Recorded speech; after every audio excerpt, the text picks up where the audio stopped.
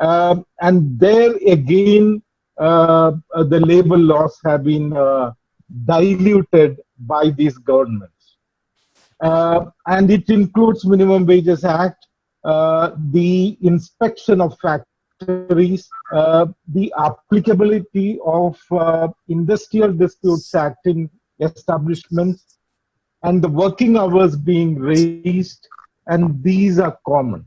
Now, again, in UP, another order has come just recently, which makes from April 20 to July 19, the regulations, again, it is increasing the working hours, the wages actually reducing because the wages are not proportionately given. And the similar things have happened in Gujarat, Himachal Pradesh, Haryana, Odisha, Maharashtra, Rajasthan, Bihar, and Punjab, mainly in terms of increasing the working hours from 8 hours to 12 hours. See, what we can see here is that we can say that, okay, these are labor laws which are applicable to the organized sector and not for unorganized sector. But unfortunately, that kind of an argument cannot stand, because this is universally applicable, and this also brings in a kind of a breaking away of the distinction between the organized and the unorganized. Look at the case of recruitment. And at will, people can now be recruited, and at will, they can be fired. The working hours have been increased from 8 hours of work. And there is no overtime wages, no timely payment. Minimum wages have been effectively lowered because we have introduced the concept of national minimum wage other than the minimum wage. The minimum wage, so the national minimum wage will be lower than the minimum wage established in many of the states. And the principle of non-discrimination is also taken away. The right to form trade unions have been taken away.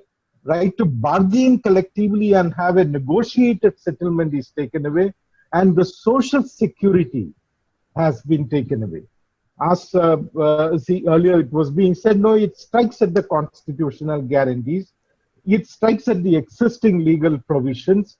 The gains that we have gained, 8-hour work is the May Day, which is just over. It is the strike of, the struggle of 200 years. In India also it was there, and that is being taken away. And also the international labor standard.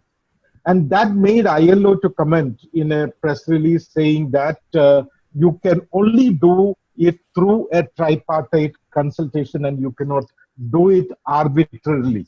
It is a strong statement. And then I just wanted to bring in what is the reason, logic behind this change, and which the UP government has very clearly said they are using the provision of Sector 5 of the Factories Act, which is the power to exempt during public emergency. And the public emergency is defined, it is very important, as a grave emergency whereby security of India or any part of the territory thereof is threatened, whether by war, external aggression, or internal disturbance. Since there is no time much, I just straight away go into the COVID-19 metaphors that is being used. We use it, we make it as a war, and warriors, we talk about the police and the medical team, and we create a situation of emergency, and this creates a justification for government to curtail civil rights and labor rights.